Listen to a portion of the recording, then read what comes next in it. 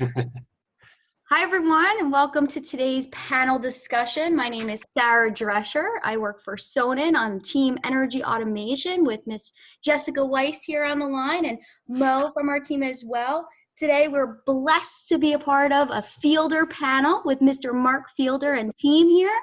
I'm going to go around the room and let all of our panelists introduce ourselves as we talk about energy storage in the state of California and how it can help integrators grow their business. So, Mark, you want to introduce yourself to everybody? Okay, you guys. Well, Wally and some of you guys know me already. Mark Fielder. I'm your local Sonnen rep. Working out of Northern California, Northern Nevada.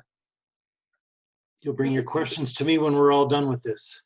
Thanks, Mark. Our next panelist is Miss Jessica Weiss. Jess, you want to give a quick introduction?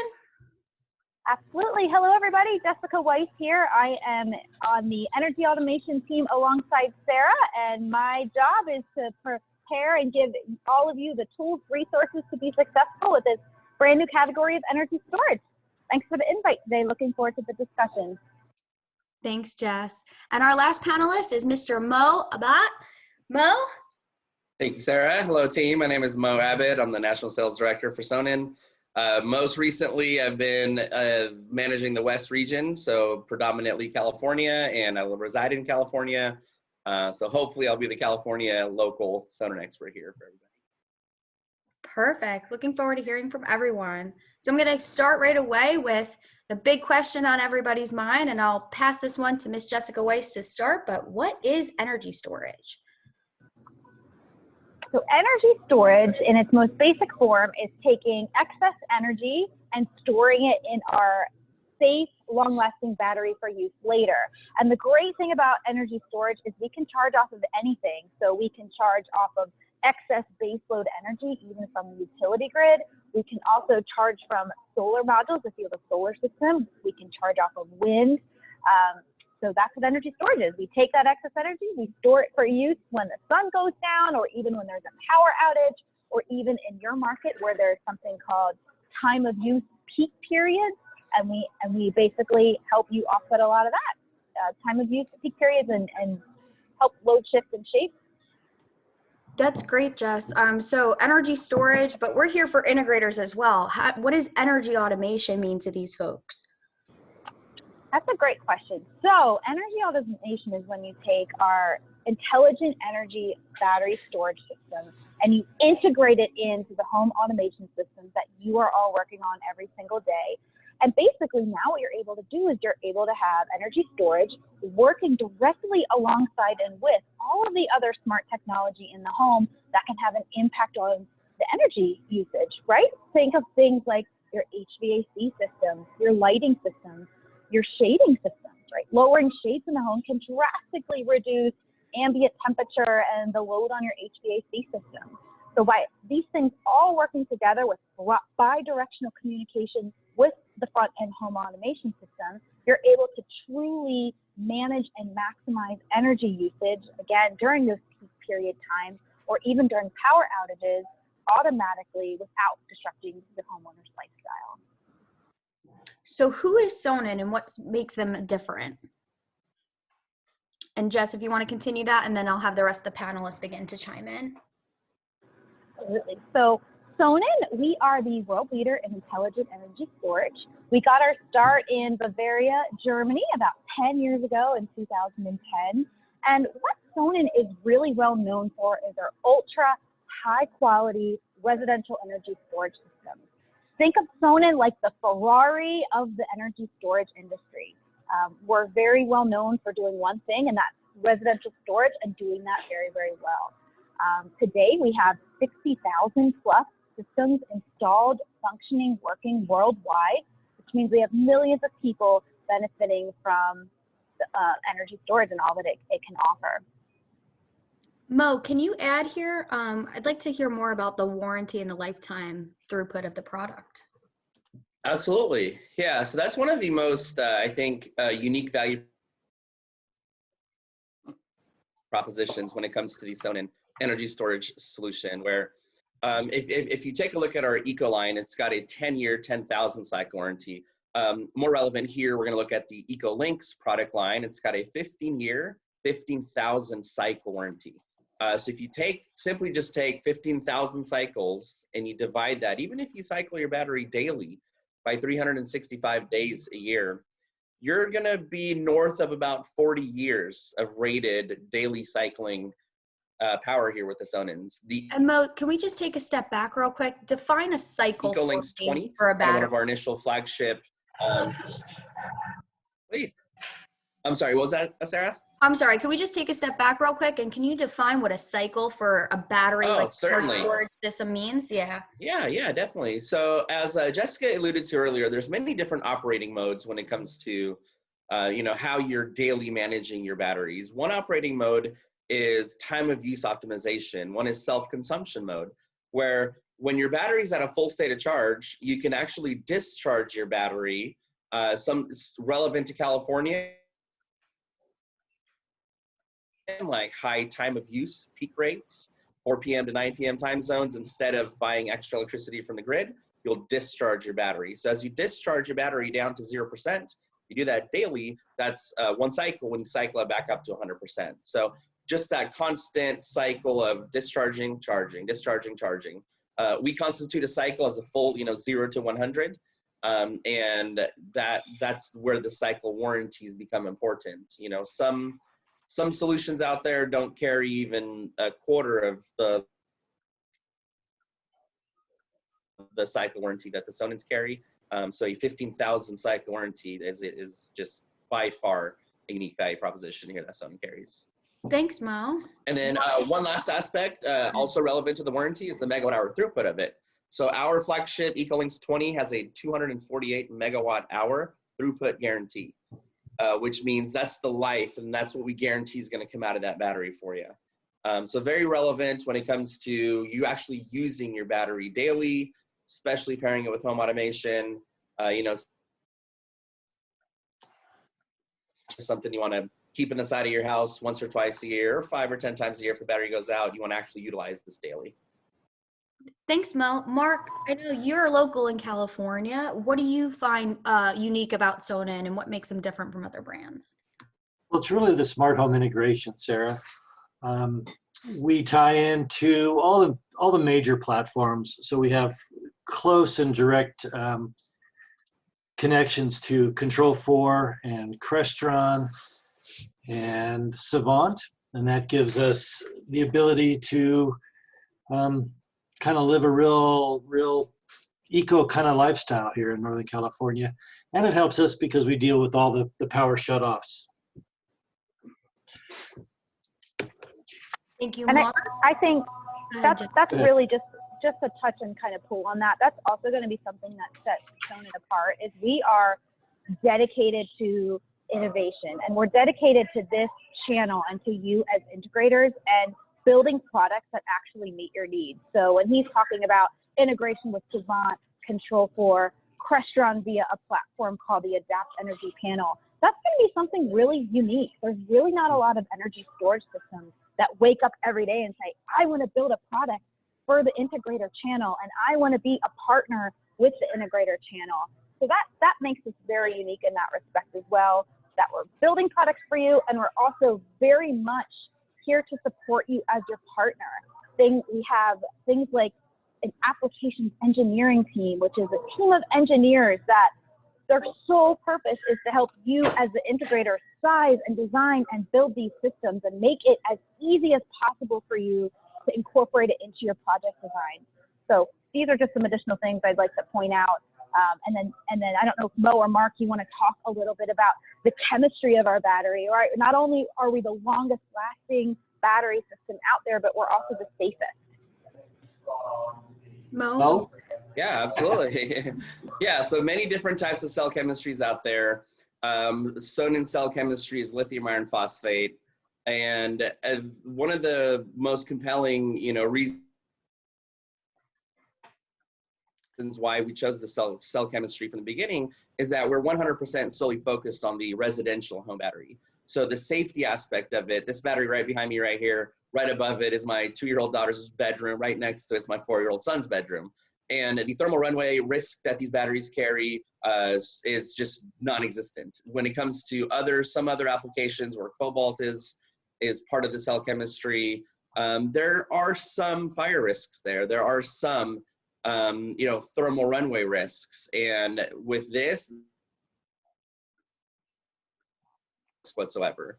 And that pairs perfectly with the longevity, the warranty I just spoke about, the megawatt hour throughput, the safety, the cycle count. This is a 100% residential cell chemistry battery. Thanks, Mo. Jessica, I'm going to pass it back to you here. So in your national role, what trends are you seeing across the country as it pertains to energy storage, especially with things going on like what happened in Texas? That is a really great question. What's happening is there is hypersensitive awareness around the need for this category now more than ever. So Texas, what happened there is certainly bringing a lot of light. It's getting a lot of folks' attention, but also just what you are all experiencing there in California, wildfire season, right? That is very prevalent. The fact that now power companies are starting to do what we call forced power shutdowns to try to prepare for a potential fire that may ensue, or prepare for high winds so we don't have those wildfire situations. So now we have folks that are being told, just kidding, we're not going to be giving you any power from the utility company.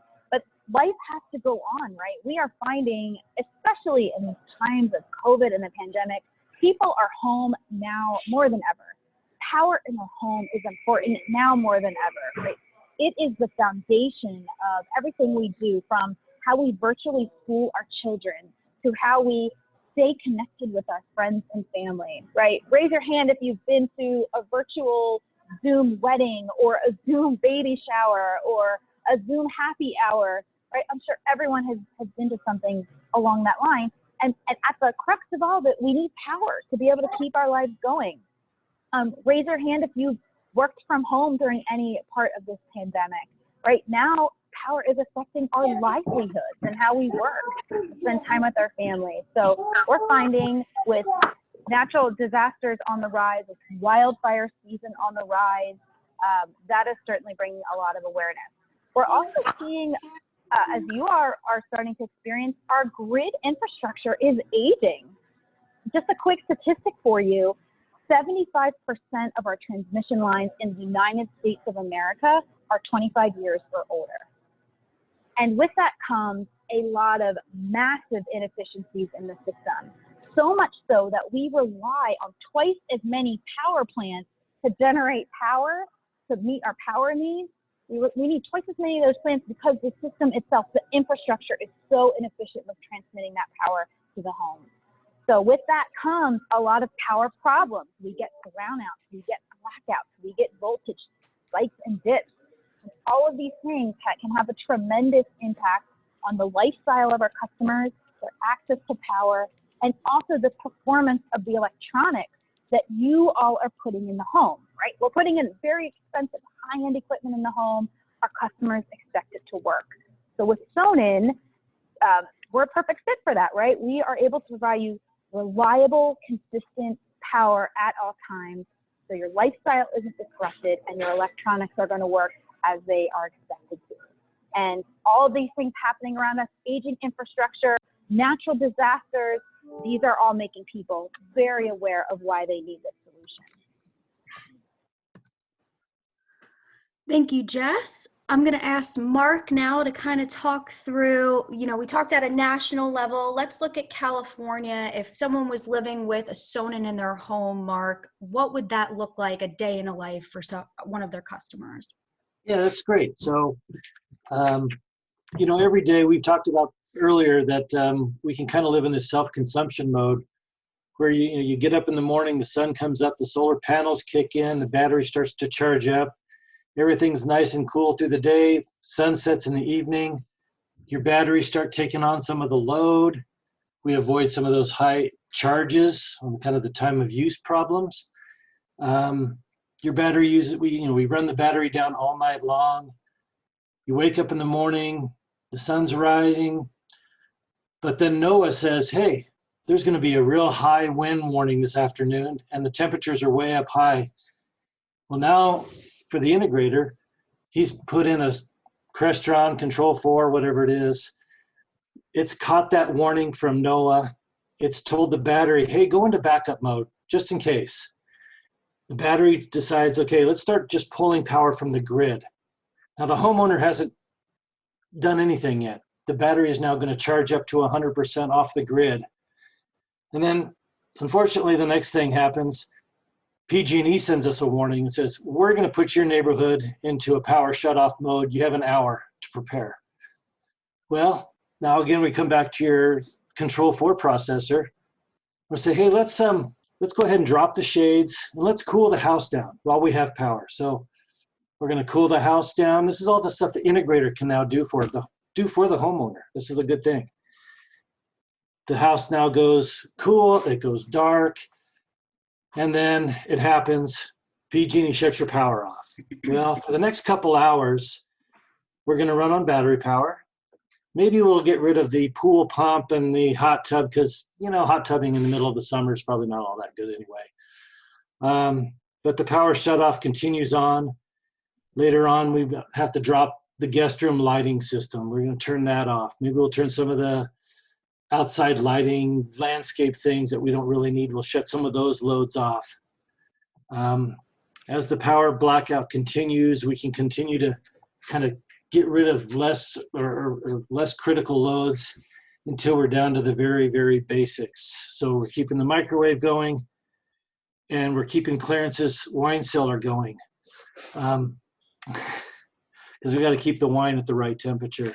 So Mark, for the integrators on the call, how does the EcoLinks physically integrate with all these other components? You're talking Control 4 and these home automation systems. How does it actually integrate? That's a great question, Sarah. And of course, it can get a little bit more complex than we can do on a panel in 30 minutes. But basically, Crestron can utilize what Jessica's been referring to already, and that's the Adapt Energy panel. This is a series of controlled breakers in essence. And so as the control processor learns that we're going to have to deal with something, we can now talk to the breakers and we can start shutting off breaker loads. We can actually even monitor the power from those breakers as well. Are you talking about like load shedding, Mark? Like load shedding, yes, Sarah, thank you. Control 4 can do the same thing. It can control and shed loads. Savant uses RacePoint to do it. So we've got solutions for all the major processors. That's fantastic. And I kind of just want to pull this thread. How does the integrator really grow their business with this type of product? Well, that's ultimately why we're here, right? So the solar guys can put batteries in and the electricians can put batteries in, but it's up to the integrator to actually make these things useful for the homeowner beyond just backup power. So if the integrator wants to be involved, wants to provide a better solution for his customer, wants to be more important, this is how he's got to do it. And these days, let's face it, the homeowner is looking for these solutions. And especially our more wealthy customers. Well, even the wealthiest, right, always look at the bottom line price at the end of the day. Well, so they look at the bottom line price, but they also look at their collection of wine and their wine cellar worth, you know, tens of thousands, hundreds of thousands of dollars sometimes. They're not willing to put up with the public safety power shutoffs that we get here. Agreed. So they're going to look to somebody to do this. I am curious though, and I'm going to pass it to Mo from California here, expert-wise. Is there any incentives or credits that can be applied to this unit? Yeah, definitely. So first and foremost, there's the federal solar incentive tax credit. It's a 26% tax credit. It was extended through the end of 2022. We don't know what will happen after that, but initially it lasts for the entire 2021 and 2022 year. And then if you pair that, every once in a while there's going to be some local utilities that'll have certain rebates themselves. You know, one of the larger, maybe you could call it a rebate, but just being able to discharge your battery during those high time of use rates, that's going to end up being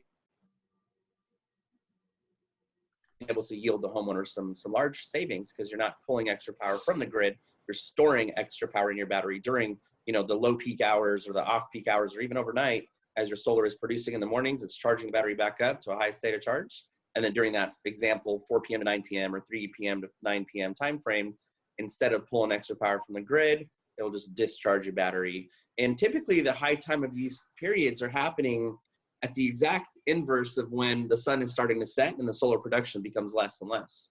So as you've got your solar array during the day, 9 a.m. through about 12, 1, 2, 3 o'clock, you're getting a lot of cranking solar energy. And then once that sun starts to set, this is when you're going to want to discharge your battery. Yeah, absolute rebates and savings are certainly a key piece of energy storage. Is there any? And I think too, sorry, I would like to add on to that also is the eco-forward aspect of this, right? Especially in California. This is really important to a lot of our customers, that they are reducing their carbon footprint, that they are living in a more clean, energy conscious way. And with this system, especially paired with solar, especially with the solar mandates that are coming your way in your market, you know, every new construction project in California residentially requires solar on your roof.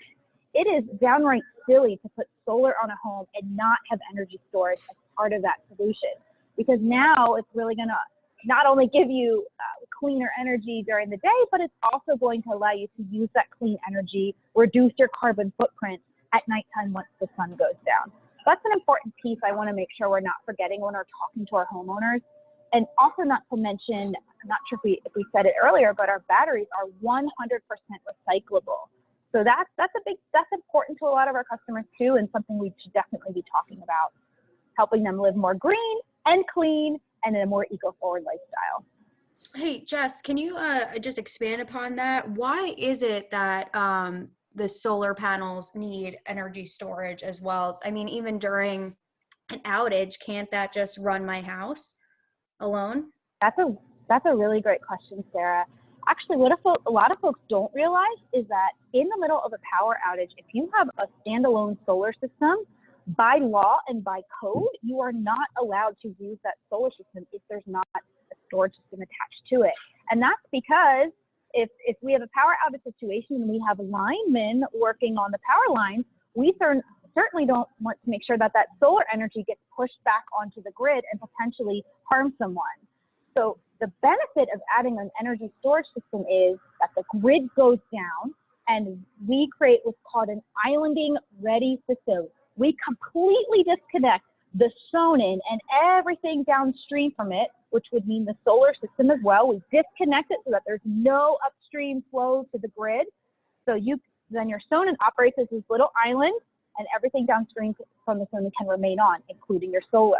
So even in an outage situation, you want to make sure your customers are prepared and are aware if they don't have battery storage, they will not be able to use that investment on their roof, even if it's the brightest of the sunniest of days. So energy storage is absolutely critical piece of the puzzle and component when you're designing these systems. Very nice. One quick thing to add to that, if I may, the transfer time between grid down and this EcoLinks to actually kick in and take over is sub 100 milliseconds. PG&E was doing some upgrades in my neighborhood, gosh, not even 2 weeks ago, and I didn't even notice when they cut the power. They sent us mailers and phone calls and voicemails. I did not even have to reset my refrigerator or my microwave clocks or oven clocks or anything. Just very smooth, sub 100 millisecond transition. I didn't even know. Rabbit. Until I got the little notification on my phone. So that's also obviously important. You're not having to reset everything, and you're not without a certain amount of, you're not without power for a certain amount of time. Very instant. Can you expand a little bit on the notification? Did EcoLinks provide that notification to you? How does the homeowner interact with the unit? Mark, do you want to take that one on the control system platform? Well, it can kind of vary between control systems, but for sure, all three control systems that we're talking to natively can notify you if there's been a power outage. Yeah, what absolutely. if I don't want to know about it? Can everything just happen in the background? Well, of course, that's the beauty of energy automation, isn't it? We can set it up so there's basically a series of scenes with the control systems. that you'll have a blackout scene, and that will already disconnect the pool and the pumps and manage the power and shed the loads, whatever it needs to do, and control the thermostats or the shades, or run all the lighting at 50% brightness just to kind of conserve some extra energy out of the house. So you can either know it or you can ignore it. And you can override it, which is also an important feature too. You know, if we have shed a lot of important loads and the homeowner says, hey, I still want to microwave my popcorn, they can turn the microwave circuit breaker back on, microwave their popcorn, and go back into doing whatever they were doing and shut the load back off. So. And I think too, to tack onto that, the beautiful thing about having these systems talk to each other, home automation and sonnen, is exactly what Mark's explaining to you. The homeowner can be as involved or uninvolved as they want. But also, if you're in the middle of a power outage, that system is smart enough, if the homeowner so chooses, to automatically make adjustments. So let's say your battery state of charge starts to get low, it gets to 50%. That could trigger your home automation system, like Mark was saying, to automatically start maybe dimming your lights, turning off some loads. And why do we want to do that? Well, we want to do that so we can stretch the life of that battery and maximize the energy that's still available in the system. So the beautiful thing is, it's not just a one-time change, it's constantly adjusting in real time on the fly based on real energy needs and consumption and everything that's going on in the home. And at the end of the day, folks, that's what our homeowners want. They don't want to have to be bothered with adjusting things or manually turning things on and off. If they don't want to, that's okay. Their system is smart enough by working with EcoLinks to do that. Thank you, Jess. Thank you, guys. One of the questions that is kind of noodling around in my mind now is, well, this seems great for, a one home application. Is there something where this is a community solution as well? Who wants to take that? Maybe Mo, want to go back to you? Yeah, absolutely. And thank you for asking that. There are so many opportunities when it comes to sonnen communities, when it comes to virtual power plants. Virtual power plant? What the heck is that, Mo? Well, I'm glad you asked, Sarah. So actually, maybe to some folks' surprise there, I'm on a stupid webinar. The utilities are so involved and are so excited about virtual power plants. So just a quick little 1 minute, a clip note version of a virtual power plant. So you've got all these little cluster of batteries installed in a local community, installed in a local utility. Now, earlier when I was talking about that 4 p.m. to 9 p.m. time frame, where historically and more utilities are shifting towards, is that high peak time of use rate tariffs. Well, why do they do that? It's more expensive utility during that time to fire up this, what's called like a peak firing power plant or peaker plant. What happens is this excess of solar generation during that maybe 9 a.m. to 3 p.m. time period, all this solar that's been installed in California or all over the country is just cranking all this energy, and it's net metering and it's getting fed back into the grid. Now when the sun starts to set, and then historically pre-COVID times, people started getting home from work, home from school, ovens turn on, microwaves, televisions, gaming devices. So you see this insurge of demand in your home, and you also see a decrease in solar generation. So instead, what a utility could do in these sonnen communities and these virtual power plants is they can aggregate this whole fleet of batteries, discharge the battery to cover the home's load, versus sending extra electricity during those high peak times to that home. And that's such a strain and such a relief, or a decongestant for the grid is how they call it. So they're very, very involved. They're very excited about this. We've got many sonnen communities already in existence. We've got the largest virtual power plant in the world out of our sonnen community in Germany. And stay tuned. I don't know if anybody's been following sonnen, but in the last month or two, we've had a lot of press releases about virtual power plant communities. We've got many more to come. So please, if you've got any kind of involvement, any kind of influence, whether it's multifamily housing, whether it's brand new construction, any kind of sonnen community virtual power plant is a win-win every way you look at it. So you mentioned there's several in the United States. Are there any in California, Mo? There are. I don't know if I'm allowed to kind of share the exact locations, but yeah, we've got a good amount brewing. Southern California, Central California, Northern California. And yeah, working with PG&E, working with SoCal Edison. Yeah, there's absolutely going to be more. I think we just did a press release not even a week or two ago for one of the newest ones down in Southern California. That's very exciting. Jess and Mark, what is the opportunity here for integrators to get involved, not just at a community level, but even at you know, the individual home level? Well, the most obvious one is call me, and and we can discuss how an integrator can get involved. It seems a little bit complicated at first. It takes a little bit of time to kind of adapt and kind of get your hands around it, but I can kind of help walk you guys through the initial process, get you certified to do this stuff, make it clear on how to talk to homeowners. That's the real key here, is what to talk to the homeowners about. And trust me, they're asking about it too. They're asking their solar people, they're asking their electricians, they're asking their builders. You should be the integrator can be the guy who has the answers for these. You mentioned builders. Yeah. Are there any other specifiers that are starting to come to integrators and technology experts for this type of technology? Well, for sure the architects are involved as well, and that's kind of a key part of it. But Jessica, maybe you have something else to say about that? Yeah, you hit the nail on the head, Mark. I would say one of the biggest opportunities is now you can take something unique to your specifier partners, like architects, like builders. Heck, I have an architect here on the East Coast that refers to sonnen as the next washer and dryer of our lifetime. Literally, we have a quote that says this will be in every single home in the very near future.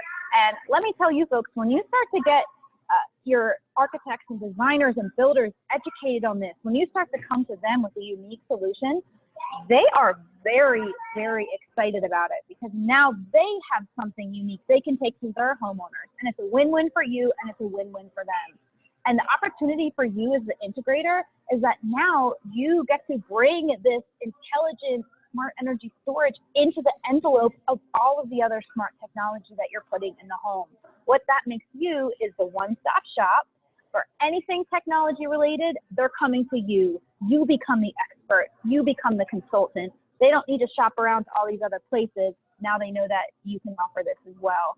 And let me tell you, there's not a lot of folks doing this yet in the integrator channel. So you have a big opportunity to set yourself apart, to be different, to be unique, to offer something, the most cutting edge, best in class, unique system for your homeowners. This is what you now have the opportunity to do. And for you all as the integrator, the best part is it's super healthy margins, right? We are all here to grow our bottom line, and we're all here to make money. With sonnen, it's going to be a very profitable part of your business to help you reach your financial and growth goals. This, guys and gals, is the next lighting control of our lifetime, right? Back in the 90s, everyone laughed at lighting control. Everyone thought, this is high voltage, I'm never going to do that. Fast forward now, how many of us are putting lighting control on every single project? How many of us shades? Same thing. A decade or so ago, however long ago, people were saying, oh, I don't want to get involved with fabrics, and nobody's going to want automated shades. That's crazy.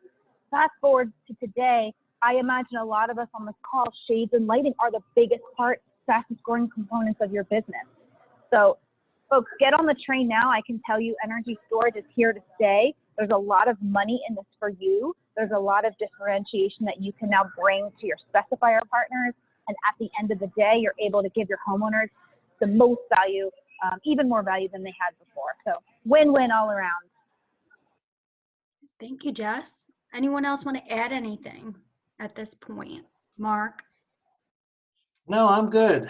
I think we've covered a lot in 30 minutes. I think the opportunity for the integrator is to, and I was joking earlier, but to call me and we can sit down and go over how they build this into their business plan. And it's pretty straightforward. Mo, anything you want to add? Any closing remarks? No, I think everyone did a great job. If there's anybody that wants to open it up for Q&A, we're more than happy to answer questions. But yeah, I think everybody kind of well-rounded. I covered everything. Yeah, I'm just going to ask our panelists to remain on the line now, and I'm going to open it up to Clarence, Wally, and Jeff here. Hi, guys. Hi. All right, I have a comment and a question. Comment is there something wrong with your battery backup behind you, Mo, because you keep buffering?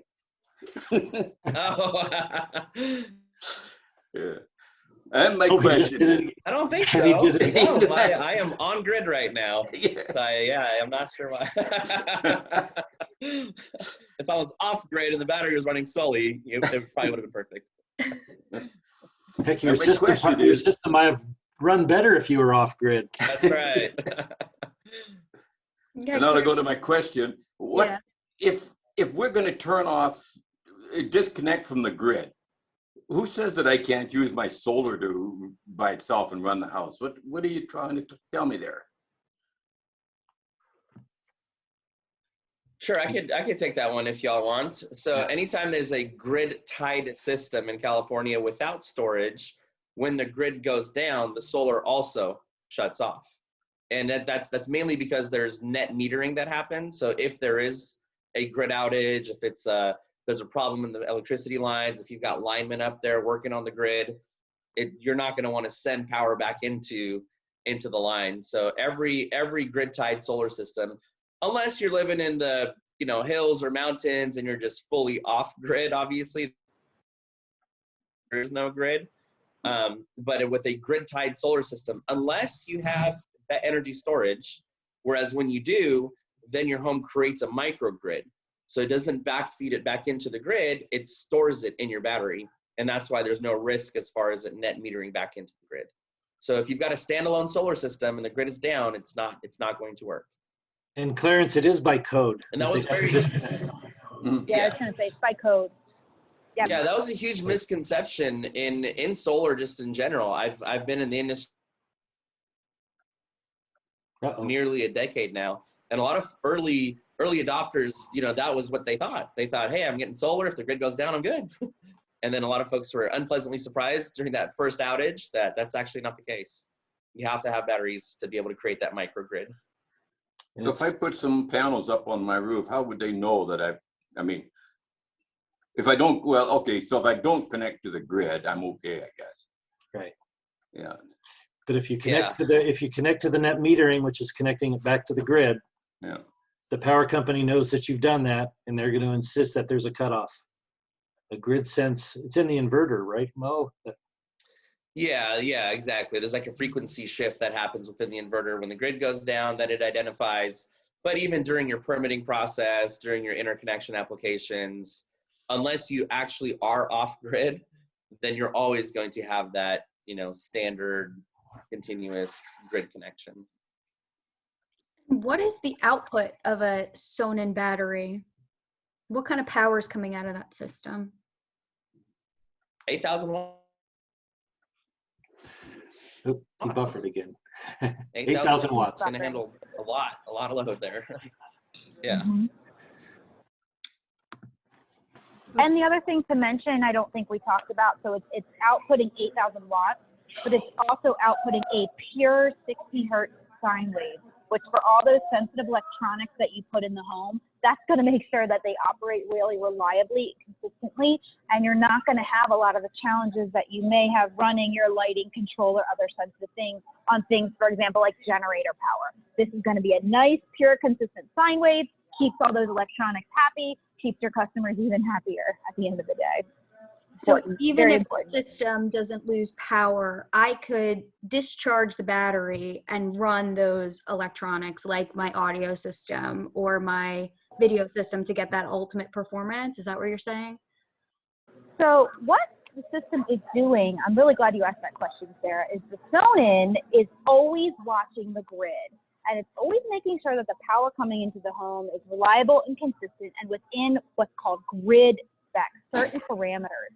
So even if it's a beautiful, sunshiny day outside and the grid starts going wonky, you're having voltage or frequency spikes or dips, And if it's out of that grid spec threshold, the Sonen's going to recognize that and automatically flip into battery mode, which means that once we disconnect from that bad power coming into the home from the grid, everything downstream is going to get that nice 60 hertz.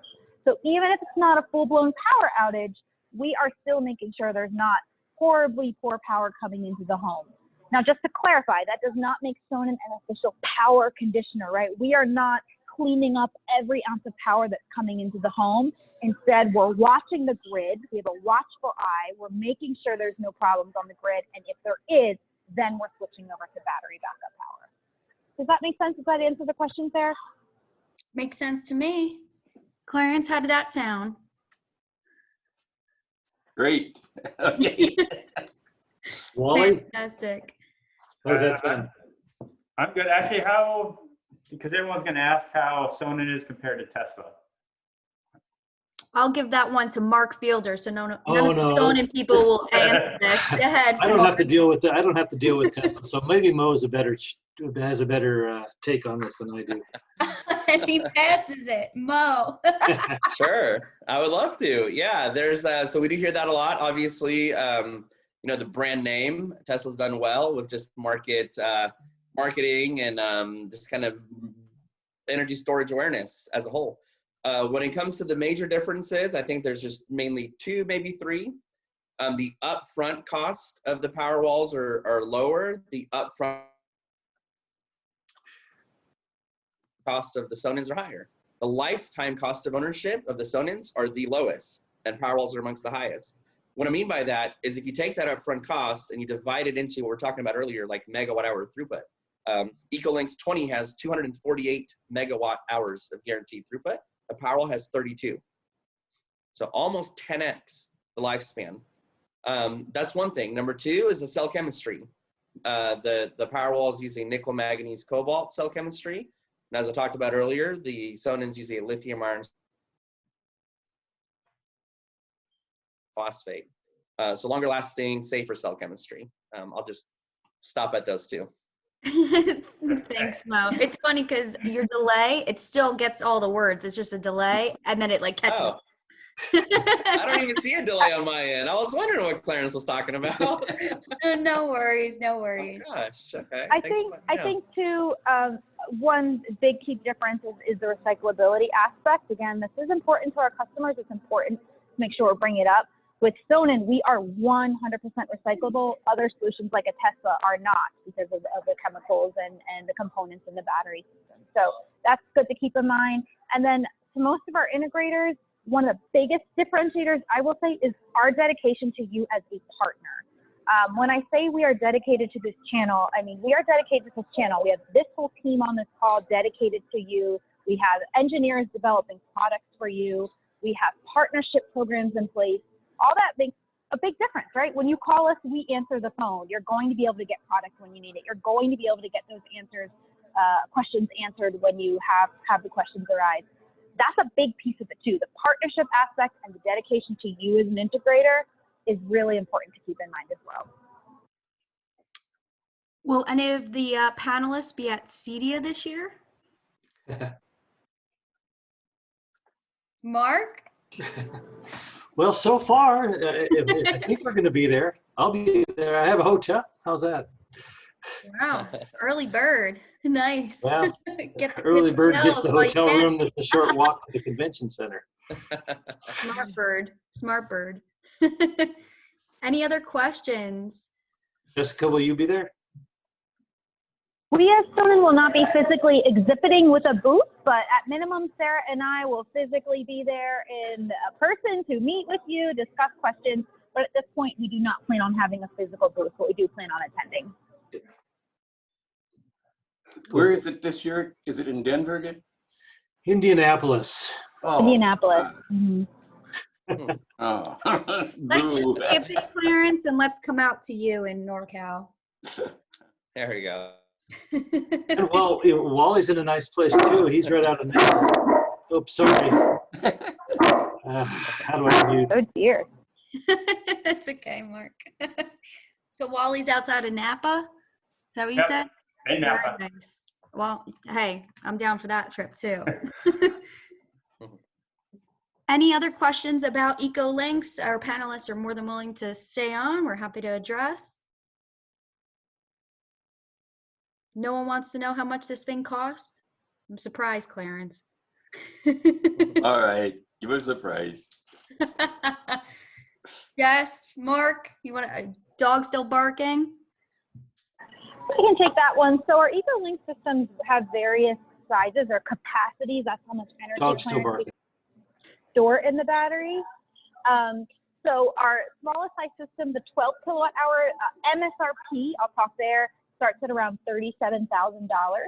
Our largest size system, the EcoLink 30 kilowatt hours of capacity, that goes up to $70,000 MSRP. For you as the integrators, one good thing is we do not publish MSRP pricing.